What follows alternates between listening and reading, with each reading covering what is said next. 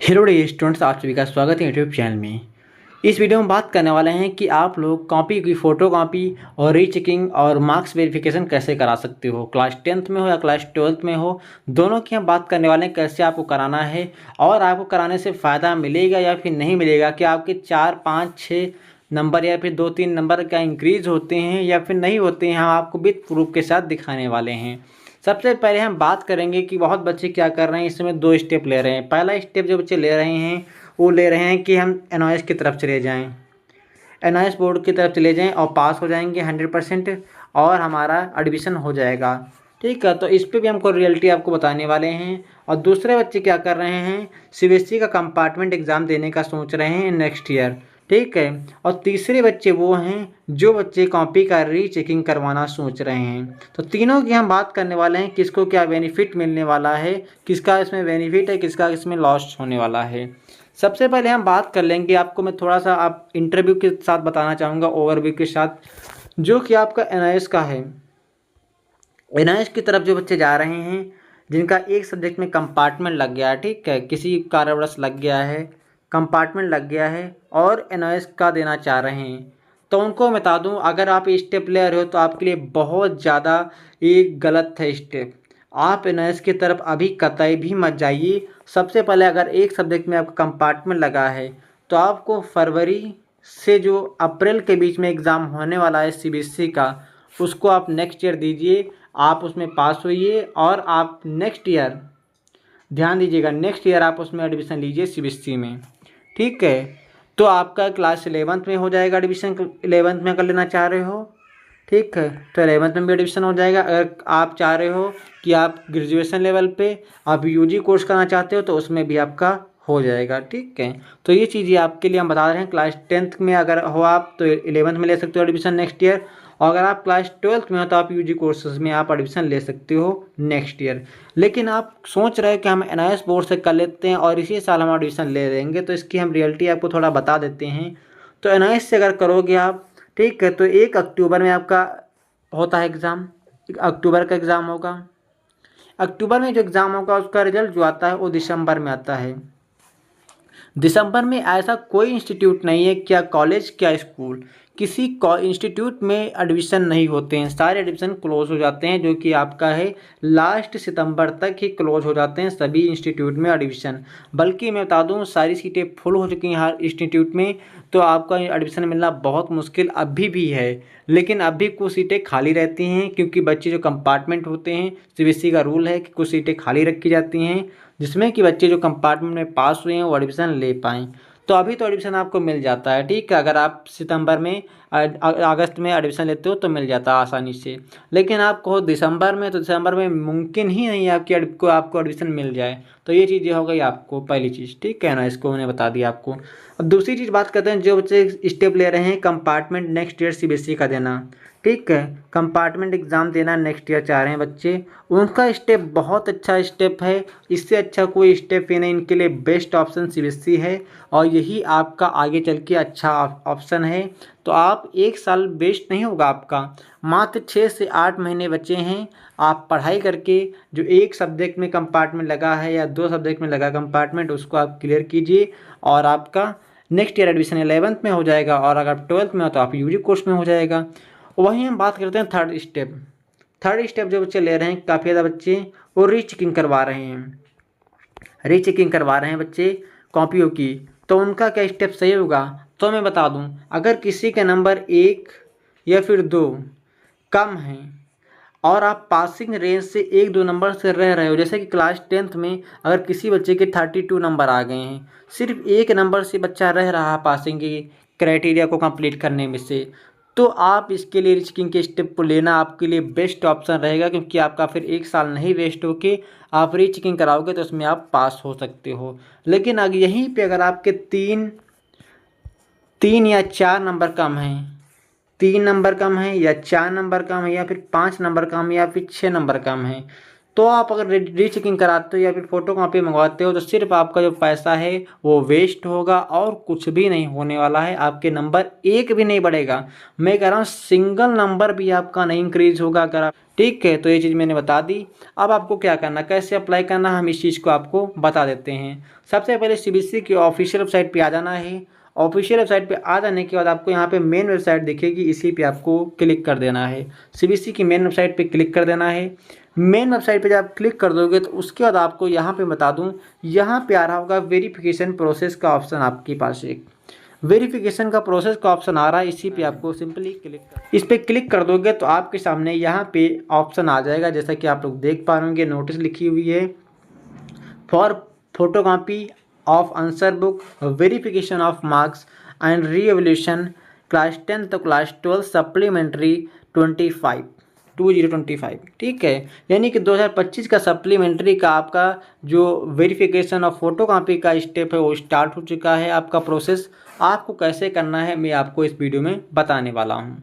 Video को अंत तक देखिएगा, वीडियो को लाइक कर दीजिए, चैनल पर पहली बार चैनल को सब्सक्राइब अवश्य कर लीजिएगा। अगर आप चाह रहे हो कि हम आपका पूरा सपोर्ट करें और आप कंपार्टमेंट नेक्स्ट ईयर देना चाह रहे हो तो आप अभी ज्वाइन कर लीजिए हमारा सपोर्ट प्रोग्राम, जो कि 399 में हो चुका है। अगर आप आज ज्वाइन करते हो 6 अगस्त तक, ठीक है, ये 5 अगस्त तक मैंने इसकी वैलिडिटी रखी थी, जो कि 5 अगस्त तक रखी थी, जो आपका 5 अगस्त तक रखा था, जो कि आपका 199 का प्राइस था। लेकिन मैंने इसको फिर से इंक्रीज़ कर दिया है, ये आपका 8 अगस्त तक 199 प्राइस रहने वाला है। अगर 8 अगस्त तक आप नहीं करते हो तो इसके बाद इसका जो प्राइस है वो 399 आपका हो जाएगा, ठीक है।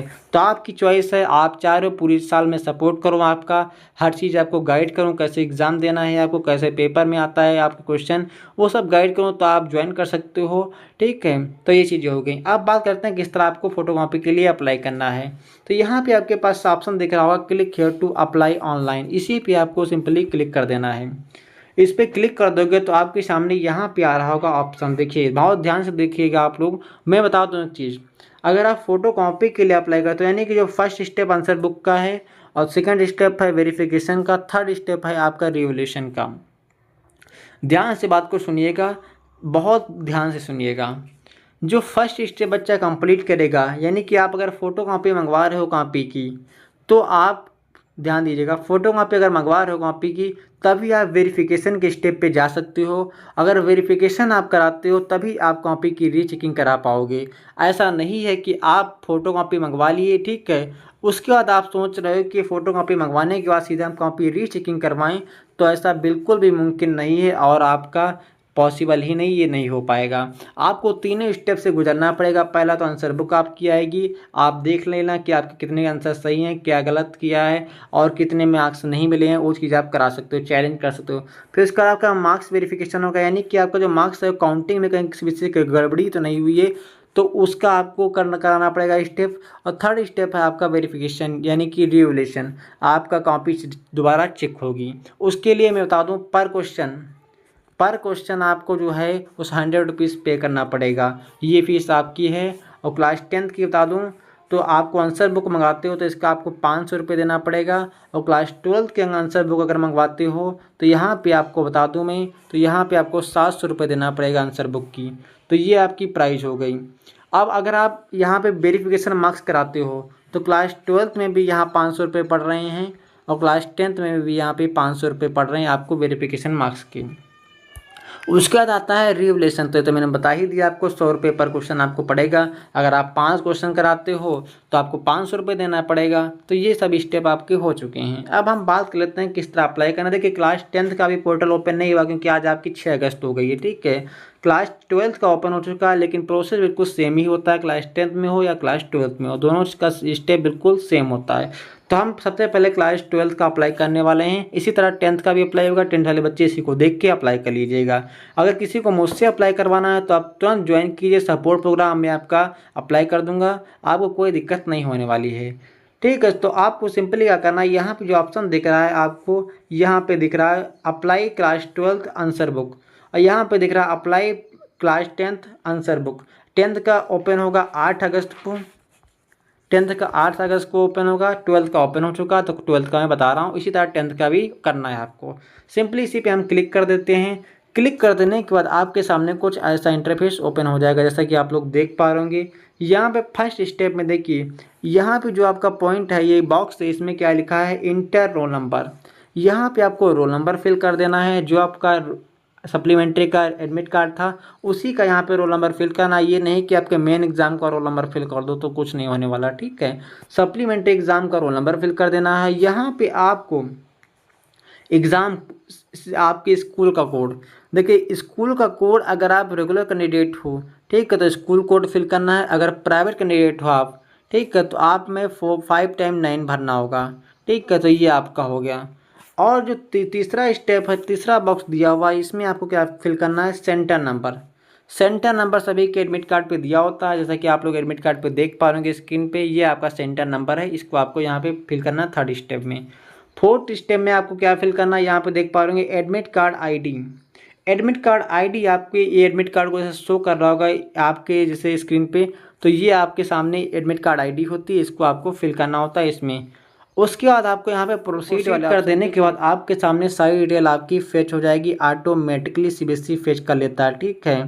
तो यहाँ पे क्या क्या डिटेल आपके सामने आ रहे होंगे, यहाँ पे रोल नंबर आपका आएगा और क्लास आएगा और फादर नेम आएगा, मदर नेम आएगा, और यहाँ पे आएगा select subject below you want to apply. कहने का मतलब है आप सब्जेक्ट का चयन कीजिए जिसमें आप अप्लाई करना चाह रहे हो। तो यहाँ पे इस बच्चे का बायोलॉजी है, सिर्फ क्लास 12th का है, तो इसमें एक ही सब्जेक्ट अप्लाई कर सकते हो। तो क्लास 12th में एक ही सब्जेक्ट है बायोलॉजी, तो इसको हम अप्लाई कर देते हैं, इस पर क्लिक कर देते हैं। इसके बाद आपके सामने यहाँ पे कोई डिटेल फिल करनी है। क्या क्या डिटेल फिल करनी है, यहाँ पे एड्रेस 1 फिल करना है, यहाँ पे एड्रेस 2 फिल करना है, यहाँ पे एड्रेस 3 फिल करना है। यानी कि फर्स्ट एड्रेस में क्या लिखना है आपको बता दूँ, यहाँ पे अगर आपके फादर का नेम लिखना है, अगर आप लड़की हो तो D/O लिखना है, यानी कि डॉटर ऑफ। अगर आप लड़के हो तो S ऑफ लिखना है, यानी कि सन ऑफ। तो यहाँ पे लिखने के बाद आपका फादर का नेम लिख देना है फर्स्ट एड्रेस में, और यहाँ पे अगर आप लड़के हो तो आपने फादर का नेम लिखना है, और लड़की हो तो अपने फादर का नेम लिखना है, ठीक है। लेकिन डॉटर ऑफ और सन ऑफ, ये दोनों चीज़ का ध्यान रखिएगा, इस तरह आपको लिखना है। और तीसरे स्टेप में आपको क्या लिखना है, यहाँ पे अपने पोस्ट ऑफिस का एड्रेस डालना है। जो पोस्ट ऑफिस है वो कहाँ का आपका, उसमें पोस्ट ऑफिस डालना है। थर्ड में क्या डालना है, आपका नियर बाई, यानी सेकंड में आपको डालना है अपने गांव या शहर का नेम, ठीक है, कि आप कहाँ पे रह रहे हो, नियर बाई, ठीक है, नियर बाई आप कहाँ पे रह रहे हो वो एड्रेस आपको डालना है। थर्ड में आपको डालना है पोस्ट ऑफिस का एड्रेस, कि पोस्ट आपका कहाँ है, पोस्ट ऑफिस कहाँ पे है, तो उसका एड्रेस आपको डाल देना है, पोस्ट ऑफिस यहाँ पे। और यहाँ पे पिन कोड पूछ रहा है, पिन कोड आपको वही डालना, जैसे कि मैं एग्जांपल के तौर पे बता दूं, आपका पिन कोड जो आधार कार्ड पे अगर एड्रेस फिल करो तो आधार कार्ड पे जो पिन कोड लिखा तो वही पिन कोड यहाँ पे डालना है। और यहाँ पे आपके सामने स्टेट सेलेक्ट करने का ऑप्शन आएगा, और यहाँ पे डिस्ट्रिक्ट सेलेक्ट करने का ऑप्शन आएगा। मैं सेलेक्ट भी कर लेता हूँ एक बार आपके सामने, यहाँ पे उत्तर प्रदेश सेलेक्ट कर लेते, ठीक है, उत्तराखंड सेलेक्ट हो गया, ठीक है, कोई बात नहीं। यहाँ पे उत्तराखंड सेलेक्ट कर लिए हैं, ठीक है। उसके बाद डिस्ट्रिक्ट सेलेक्ट करना है, इसमें से डिस्ट्रिक्ट भी हम सेलेक्ट कर लेते हैं, कोई भी डिस्ट्रिक्ट सेलेक्ट कर लेना जो भी आपकी हो, ठीक है। उत्तरकाशी सेलेक्ट हो गई डिस्ट्रिक्ट, ठीक है। और यहाँ पे ये, और उसके बाद आपको यहाँ पे मोबाइल नंबर इंटर करना है, यहाँ पे ईमेल इंटर करना। ध्यान दीजिएगा एक बात, मोबाइल नंबर और ईमेल वही इंटर कीजिएगा जो एक्टिवेट हो, ऐसा नहीं आपके एक्टिवेट नहीं वो इंटर कर दो, फिर आपके सामने दिक्कत आ जाए। क्यों, क्योंकि जो आपके मोबाइल नंबर है, ठीक है, अगर कोई आपको दिक्कत होती है या फिर आपके मार्क्स इंक्रीज होते हैं या फिर कोई प्रॉब्लम होती है तो सीबीएसई को जब कॉल करोगे तो आपको ये डिटेल बतानी पड़ेगी, मोबाइल नंबर है, ईमेल है, ईमेल के थ्रू ही आपका सब कुछ होगा। तो ये चीज़ आपको ध्यान रखना है, ईमेल सही तरीके से सब फिल करना है। तो इसमें सारी डिटेल आपको यहाँ पे सबमिट वाला ऑप्शन दिख रहा है, इस पर आपको क्लिक करना, सब सबमिट वाले एप्लीकेशन पे क्लिक कर देना। इस क्लिक कर देने के बाद आपके सामने आएगा प्रीव्यू, यानी कि रिव्यू करने का आपके सामने ऑप्शन आएगा कि आप देख लीजिए सारी डिटेल आपकी सही है और आपने किस सब्जेक्ट में अप्लाई किया वो सब्जेक्ट दिख जाएगा यहाँ पे, और आपकी एड्रेस दिख जाएगी। उसके बाद आपको यहाँ पे नीचे आने को मिलेगा जो कि लिखा अंडरटेकिंग। अंडरटेकिंग आपको यहाँ पे देना पड़ेगा, लिखा है आपको यहाँ पे अंडरटेकिंग दोनों पे सही क्लिक कर देना, ठीक है, दोनों पे क्लिक कर देना, कोई दिक्कत। और यहाँ पे कंफर्मेशन यानी कंफर्म सबमिशन पे क्लिक कर देना। सिंपली कंफर्म सबमिशन पे क्लिक कर दोगे तो यहाँ पे आपके सामने क्या आ जाएगा, एक आपके सामने आ जाएगा प्लीज़ नोट एप्लीकेशन नंबर, ठीक है, एप्लीकेशन नंबर ये आ चुका है।